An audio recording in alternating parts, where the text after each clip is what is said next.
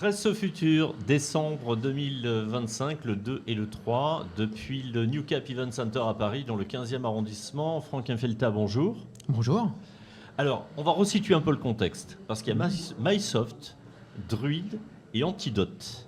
Alors, on en a déjà parlé largement oui. lors de notre précédente édition et lors de notre précédent échange, mais j'aimerais bien qu'on resitue un petit peu les choses. Oui, bien sûr. Alors, Antidote, c'est le nom du logiciel, de la solution de correction, etc., dont on va parler. Druid, c'est l'éditeur du logiciel qui est basé à Montréal, au Canada.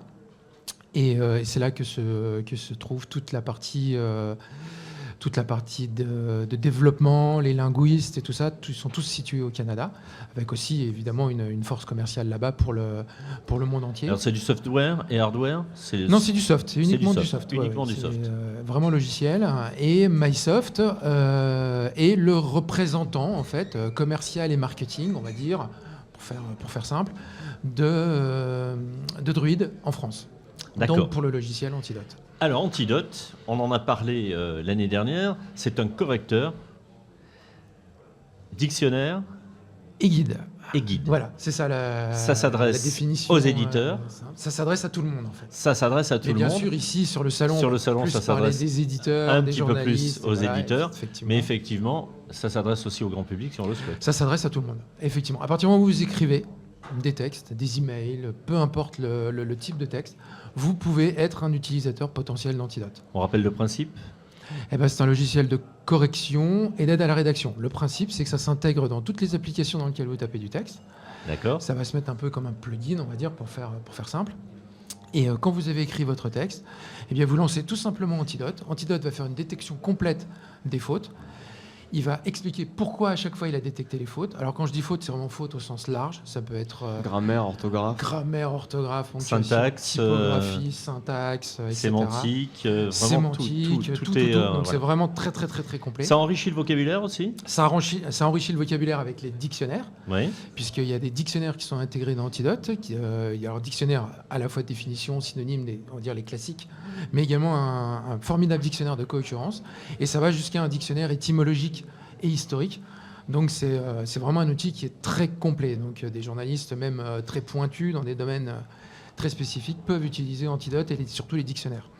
Là, on parle de l'exemple du journaliste. Vous prenez aussi l'exemple de la personne qui écrit un mail. Fatalement, c'est pas les mêmes attentes, c'est pas la même capacité de rédaction.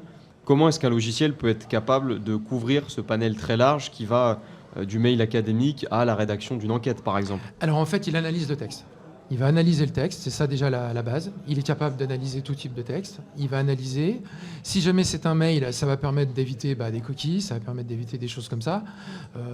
Et si jamais c'est un texte beaucoup plus complexe, c'est pareil, ça va passer par l'analyse du texte qui va permettre d'aller détecter des choses un peu plus pointues, en fait, un petit peu plus, on va dire, difficiles à détecter. Aujourd'hui, il y a deux solutions avec Antidote. Une solution perpétuelle qui s'appelle Antidote 12 et une solution en ligne qui s'appelle Antidote Web. Ça, ce sont les nouveautés que vous présentez sur cette édition de Presse et Médias au futur. Et bien sûr, puisque évidemment tout le monde en parle, l'avantage c'est que la version Antidote Web, alors la version Antidote 12 également, mais dans une moindre mesure puisqu'elle n'est pas connectée à Internet, on peut travailler en étant hors ligne, ça c'est très intéressant, notamment en termes de sécurité pour pas mal de soit d'administration, de journaux, enfin même il y a des choses qui ne doivent pas sortir quand on fait une enquête, un journaliste ou une maison d'édition ou un journal. Mais ça Antidote va le repérer ou pas? Alors c'est pas qu'il va le repérer, c'est que là c'est plutôt dans le choix de la solution à faire au départ. Antidote 12, comme c'est une solution qui est sécurisée pleinement, là on va plus aller vers quelque chose où il n'y aura pas d'échange. Une finalité professionnelle web, aussi. Voilà, exactement. Antidote Web, c'est la solution qui est en ligne, mais qui intègre, là du coup l'avantage d'Antidote Web, c'est d'intégrer les outils d'IA, puisqu'en fait Druid, donc l'éditeur canadien dont on a parlé, travaille depuis 30 ans, puisque ça fait 30 ans maintenant que Druid travaille sur la linguistique et tout ça, et n'a pas découvert l'IA il y a 2 ans. Ça fait énormément de temps qu'il travaille en fait sur de l'IA linguistique. C'est déjà l'IA, de toute façon, à la base Antidote. Quelque part, voilà, ça fonctionnait déjà un peu comme de l'IA, mais là maintenant qu'il y a l'IA générative qui est arrivée, type ChatGPT, Copilot, etc. Voilà. Et Antidote, lui, va analyser le texte et va proposer des outils exactement comme les IA, de reformulation par exemple, ou des choses comme ça, mais en analysant le texte au départ. Et c'est ça qui est très important. Évidemment, un logiciel comme Antidote, quand l'IA est arrivée, s'est retrouvé un petit peu en face à face avec, et au lieu de faire une bataille frontale qui était perdue d'avance, il faut bien dire ce qui est, il suffit de faire un prompt et puis on a un texte de Zola, hein, donc voilà, enfin pour simplifier, c'est ce que les gens croient en tout cas. Et en fait, Antidote, lui, il va analyser d'abord le texte que vous avez écrit, donc il reste vraiment comme une aide à la rédaction, et il va vous faire des propositions, mais qui vont être liées avec votre style, avec votre façon d'écrire, avec les mots que vous avez utilisés. Et comment ça s'enrichit cette chose-là? Parce que là, forcément, on pense à possiblement toutes les façons qu'il y a d'utiliser ce système-là. L'IA, ça sous-entend aussi parfois de regarder ce qui se fait autour et de le reprendre. Comment s'enrichit, entre guillemets, ce moteur-là? Comment est-ce qu'il il s'entraîne, il se nourrit finalement? En fait, il se nourrit comme l'IA générative classique, comme une IA générative, parce que c'en est une. Mais sauf qu'au lieu de prendre le premier plan, j'ai envie de dire, c'est-à-dire qu'au lieu que la personne qui veut rédiger se mette presque au service de l'IA en créant un prompt, etc., et dise à l'IA, vas-y, fais le travail que je te demande, etc., Antidote, lui, va arriver à l'inverse. C'est-à-dire que la personne va travailler, va garder son style, va faire son texte, etc. Et là, Antidote va arriver en disant, là, je vais t'aider. Là, je vais te donner les solutions pour que ton texte il soit bon, pour qu'il n'y ait pas de coquilles, pour qu'il n'y ait pas de problème. Et donc, Antidote reste à sa place, malgré que ce soit une IA. C'est-à-dire qu'il est capable de faire des propositions de reformulation, de réduction du texte, très puissantes, mais c'est en quelque sorte le positionnement qui est différent. Et c'est ce qu'achète Hydrid, en fait. Si on pousse le curseur un peu loin, je vais utiliser de l'IA générative pour écrire un texte. Ce texte-là, je vais nourrir l'IA générative, je vais le peaufiner. Et ensuite, je peux utiliser Antidote qui va reprendre mon texte et à nouveau le peaufiner, le compléter, l'agrémenter c'est une possibilité. Et le nourrir. C'est tout à fait une possibilité d'utilisation d'Antidote, effectivement. Mais encore une fois, par rapport à ce que je disais, le problème de l'IA, c'est qu'elle va en fait, elle va être dépendante en quelque sorte du prompt que va faire le rédacteur. Donc déjà, par rapport à la qualité de rédaction du texte, même au départ, l'IA ne va que suivre en quelque sorte ce que va lui dire le rédacteur et après va s'emparer en fait du sujet et va faire sa propre proposition. Alors qu'Antidote, vraiment, en termes de positionnement, c'est vraiment le rédacteur qui va faire son texte et Antidote va s'emparer du texte en quelque sorte de la même façon, mais au lieu de s'en emparer et de ressortir quelque chose qui va être typique Antidote, ça va ressortir quelque chose qui va être typique du rédacteur. Et c'est en ça où c'est très important. C'est-à-dire qu'on garde le jeu. C'est le jeu qui est très important. Une IA, vous lui demandez de faire quelque chose, l'IA va le faire. Elle va dire « je vais le faire ». Antidote, vous allez faire le texte. Donc je fais le texte. Et Antidote va m'aider à ce que mon texte soit le plus abouti possible, grâce à tous ces outils de correction, de dictionnaire et d'aide à la rédaction. C'est en ça où le positionnement est différent. C'est clair que c'est finalement... vous le disiez tout à l'heure, on n'oppose pas l'IA Antidote, en tout cas l'IA générative Antidote. En revanche, ça peut être très complémentaire. Ça peut être très complémentaire aussi, tout à fait. Oui. Ça peut être très complémentaire. Alors, est-ce que ça veut dire que quelqu'un qui n'a pas la formation, qui n'a pas les notions pour être journaliste, il va nourrir l'IA générative avec un texte même vocal, enfin, une note vocale, ouais. Et ensuite, l'IA va retranscrire un texte, et puis on mettra ce texte à la disposition d'Antidote et puis on peut avoir un écrit avec beaucoup de prose, très, très argumenté, avec un vocabulaire beaucoup plus riche, etc. Exactement, tout à fait. Et tout en gardant quand même le style de la personne, c'est-à-dire le style de la note. Bon, si le style de la note en l'occurrence. Voilà, mais qui va quand même garder le vocabulaire, par exemple, qui est employé. C'est important, le vocabulaire. Qui va garder au niveau de la syntaxe, c'est pareil, les tournures de phrases. Si vous avez tendance à écrire avec des phrases longues, Antidote va vous le signaler, mais il va vous le signaler en faisant des propositions. Une phrase longue, c'est pas forcément une erreur, c'est pas forcément une erreur de style. On a le droit de faire des phrases longues, il y a des gens qui font des phrases longues magnifiques. Mais il faut reconnaître qu'une phrase longue, ça peut entraîner parfois des problèmes de compréhension, ça peut entraîner une baisse de l'attention de la personne qui lit.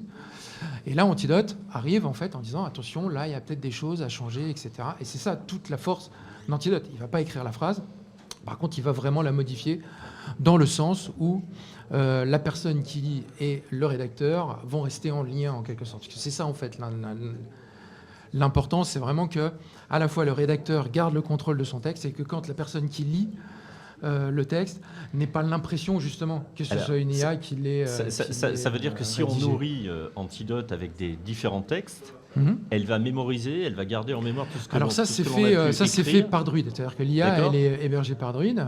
Et effectivement, ça va lui permettre de peaufiner encore plus d'autres articles, d'autres écrits, en prenant en considération tout ce qui a été fait avant, votre phrasé. Il n'y a pas une mémoire comme ça. Il n'y a pas une mémoire qui va aussi loin. Il n'y a pas une mémoire, c'est surtout par rapport au texte qui est écrit.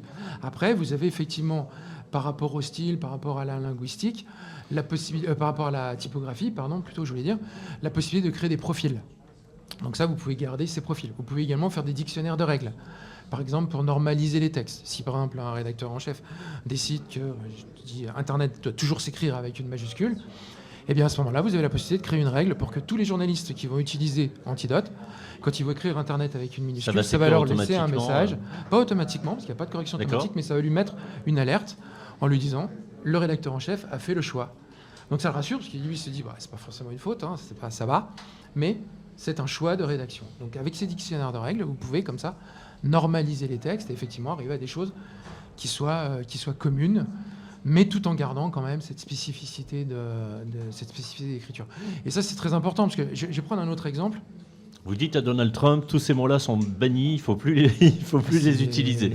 Ouais, ce serait pas mal qu'il utilise l'Antidote, effectivement. Ouais. Ça pourrait peut-être lui ouvrir un petit peu quelques horizons, même au niveau des dictionnaires. Mais non, mais je vais prendre un autre exemple qui n'est pas forcément lié au salon, c'est-à-dire au journalisme, mais c'est la rédaction des CV. Ça peut être lié aux journalistes. Admettons un étudiant, il sort d'école de journalisme, il va vouloir envoyer ses CV à différents journaux, et en fait, les journaux qui sont habitués maintenant, qui commencent à être habitués à utiliser les IA, notamment les RH, tout ça savent très bien reconnaître quand ça vient d'un IA. Selon le profil du poste, eh bien, s'il y a 30 candidats, eh bien, les 30 textes, si les 30 textes sont faits avec la même IA ou avec une IA, les 30 textes vont avoir la même saveur. Alors que s'il y en a un qui fait son texte lui-même et qui utilise Antidote, eh ben là, il y aura une saveur différente parce qu'il aura mis ses propres ingrédients. Antidote l'aura aidé. Il leur a dit tiens, ce serait peut-être bien de mettre un petit peu de sel là, un peu de poivre là, mais au moins il leur a aidé à faire quelque chose d'original. En termes de modèle économique, est-ce qu'il y a une partie qui est mise à disposition gratuitement, comme le font certains logiciels, où il faut payer pour, entre guillemets, obtenir l'entrée et l'accès finalement à cette suite? Il y a la possibilité de tester le logiciel, que ce soit dans la version individuelle, qui s'appelle Antidote Plus personnel, qui s'adresse là, comme son nom l'indique, à une personne. Il y a également la possibilité pour des organisations de tester le logiciel pendant 30 jours. Là, pour ça, par contre, il faut nous contacter chez Mysoft. Mais c'est tout à fait possible. On peut mettre à disposition pendant 30 jours une licence de test. Et ensuite, après, bien sûr, il y a le business model qui est basé sur deux types de licences. Les licences perpétuelles qui sont au poste. Là, c'est si, par exemple, une rédaction veut équiper 10 ordinateurs, peu importe les utilisateurs. Elle a 10 postes, elle prend une licence pour 10 postes, et là, il y a des tarifs qui sont dégressifs. Ou alors, Antidote Web, qui lui donne accès à un utilisateur à Antidote. Là, on est sur une formule d'abonnement annuel. Ce sont des abonnements annuels que, par exemple, si un journal fait l'acquisition de 10 abonnements annuels, il peut les donner à certains journalistes et les retirer à tout moment. C'est-à-dire que c'est lui qui gère complètement les utilisateurs, en fait, pendant la période d'abonnement. Bel éclairage en tout cas. Franck Felta, si en un mot vous deviez qualifier le salon Presse et Médias au futur édition 2025, vous diriez quoi? Je dirais espoir. Ça nous va. C'est parfait. Merci beaucoup. Au plaisir.